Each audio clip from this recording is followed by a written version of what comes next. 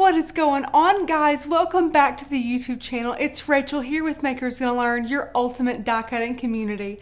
First off, guys, if you do not know who we are or what we do, you are missing out. If you have a Cricut or you think about getting a Cricut, you might want to dabble in that. We would love to help you out and give you some amazing beginner education. I worked on an amazing course that is 30 days long, and just for you today, I would love to give you 5 days free. If you're interested and you want to learn everything you can do and everything you can get from your machine, please click the very first link in the description below. I can't wait to see you over there in the membership. And without further ado, guys, we are going to be discussing all about ways that you might be sealing your projects incorrectly.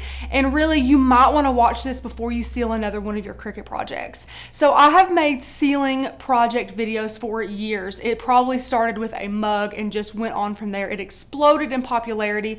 I will link all of them down below because I'm going to give a disclaimer. I'm not going to be sharing the actual technique of sealing something in this video because there is way too many things for you guys to seal, and I don't want to give you one video that gives you tips on how to seal things and you try and seal another type of product and it go awry. So I'm going to link all of my sealing videos down below. That includes mugs, outdoor signs, tumblers, you name it, it's down there. If you have any questions, feel free to let us know in the comments, but I hope to kind of debunk and answer a lot of the questions that I get in this video because I think a lot of people have misconceptions about sealing. I think the biggest misconception people have is that they think they have to seal, when in reality you don't. If you buy a really good brand of vinyl, which we 100% recommend, we love Starcraft. It is a premium adhesive. It's incredible. I will link it down below. They have like 64 colors. It's amazing. The price is to die for. The shipping is quick.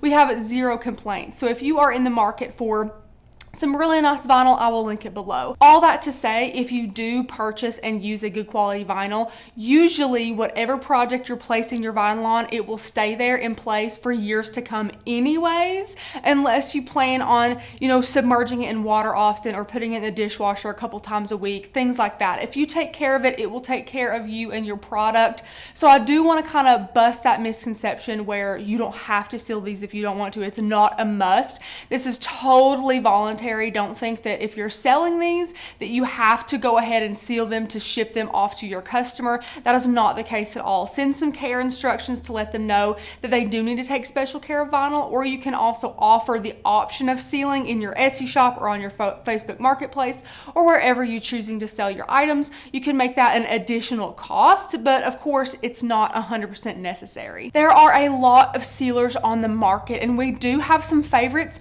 while also having some on the back burner that we're waiting to test out and try to see if we find new favorites. But so far for years, our tried and true products have been these right here. Now we love dishwasher safe Mod Podge. We do a lot with vinyl and mugs and cups here. So this is definitely what we recommend for anything like that. We even recommend this for some outdoor projects if you happen to not have the outdoor version of Mod Podge.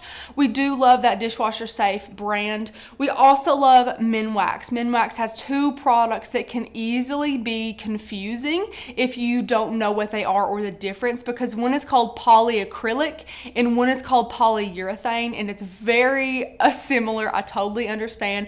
Polyurethane in Minwax brand is this amazing spray sealer, and you can use this for a lot of different projects. You can seal your doormats with it. You can seal some paper projects with it. You can do a whole lot with this. It's amazing for sealing sticker paper. If you have printable vinyl or something like that, this will really seal that to help make that waterproof if you're placing it on, let's say, a car. So that is something that we really, really love to use here in the office.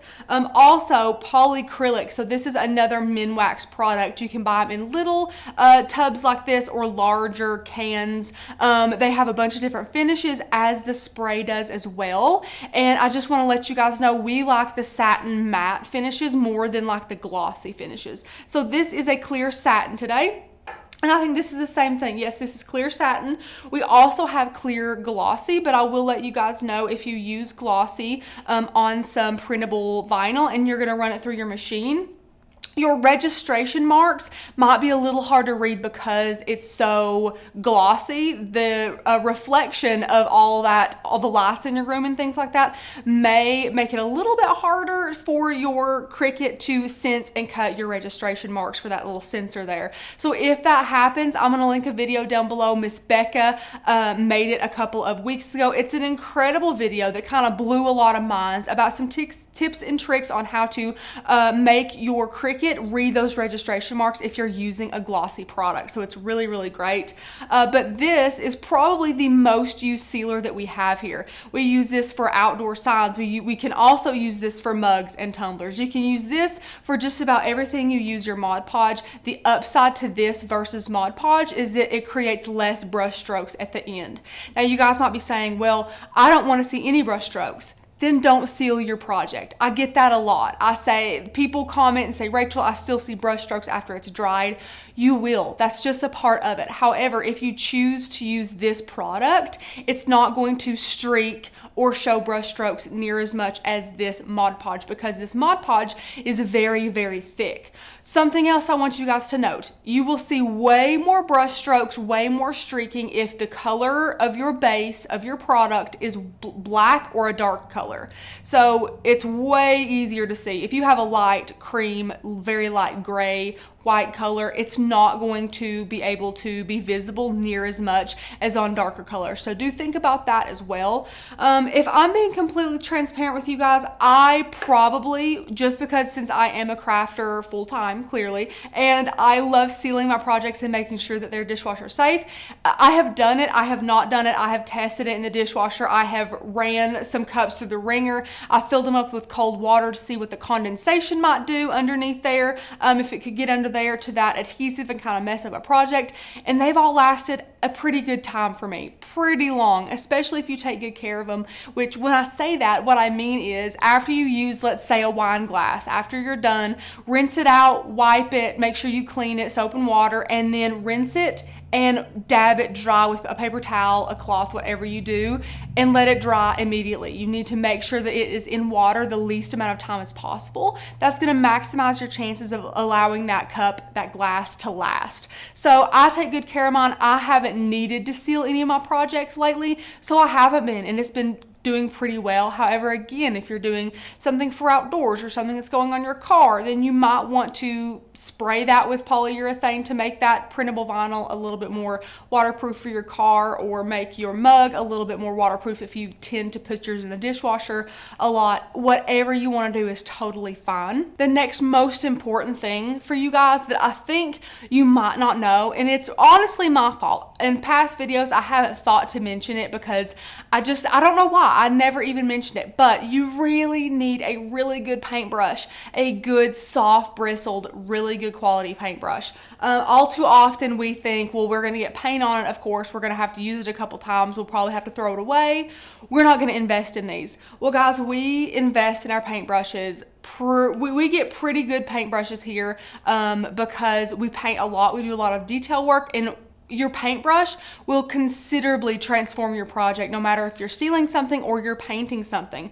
It could allow you to apply less coats. It looks better when it's dry. There's a lot of pluses to buying a good quality brush. Also, guys, who's with me? Who always gets super annoyed when you are painting something? Maybe you're a little bit running late and you're trying to hurry and the bristles fall out and you have to pick the bristles out and repaint. Ugh, I hate that. So we have been able to get some really good quality paintbrushes. They're super soft bristled. They're really nice. And I'll let you guys in on a secret. The softer the bristles and the softer the brush is, the less marks that you're going to see on your mug. The less brush strokes, the less streaking. It's going to go on smoother and it's going to be beautiful. It's going to turn out great. So definitely think about that when you guys are in the market to get some sealers and to seal your projects. I will link these down below. There's a pack of the big ones and then like a little multi-pack. I love this brand. They work amazing. We've had some for years. As long as you take care of them, they will last you a good long time. But soft brushes matter a lot more than you might think when sealing your projects. Another thing a lot of people don't take into account is your mug as it's drying. And not just as it's drying, but before you choose to seal it. Let's say you applied a vinyl decal to the front of a white mug. What you're gonna wanna do before you apply that decal, if you've been following us for a while, is clean your mug with alcohol and a paper towel or a lint-free cloth, and make sure there's no lint, dust, oil from your fingers, debris, anything on that mug. You'll apply your vinyl, and then let's say you wait a day or two and then decide to seal it. You're gonna need to re-clean that mug. Make sure that there is nothing that you're gonna be able to see on there when you use that product with your brush. Make sure that there's no little dust that gets on there or anything like that. You would be very surprised at what can collect on an item after you clean it once. I know in my home, I wish I could only dust once a year, but that's not how it works. You can dust something and then 5 minutes later, the particles that were floating in the air is stuck right back on that item you just dusted. I know that that is not just me feeling defeated in that way. So just like that, mugs can get dirty too, even if they're sitting in the same spot. Maybe even if you've used it in the past day or two, it can still get dusty and dirty. So you need to take some alcohol and a paper towel or a lint-free cloth, wipe it down completely again, and then apply your sealer. Now, that's not all. Once your sealer is applied, it's going to need time to dry and cure. Now, you will want to make sure that you protect this from, again, dirt, dust, debris. If your pup comes running in here, your little fur babies, or if your children come or your grandchildren come, you want to make sure there's no way for it to get hurt or damaged or smudged or dusty while it's curing and drying. So I recommend getting some Tupperware and putting it over the mug, like to protect it, making a dome. So whatever you can do like that, please do it. It's not gonna hurt it from drying properly or curing, of course. Just lay something over it so it's kind of protected from that dirt or dust. That will allow you guys to have peace of mind as it's curing, because again, like I did mention, if you choose to use something like the dishwasher safe Mod Podge or the polyacrylic, it will need time to dry and cure. Now, since dry time and cure time are both completely different, let's go ahead and talk about the differences because you may not know them. So dry time means the amount of time it takes for your product to be dry, which means you can touch it and there not be any tackiness or stickiness or wetness on it at all. It is dry to the touch, and you might think, okay, if it's dry, I can use it, right? But let's say, for instance, you put it on that mug, you put it under the dome, and you check it the next day. You know it's dry, so you think you can use it. Well, we want to stop you right there because there is a cure time that we need to talk about. It is the elephant in the room.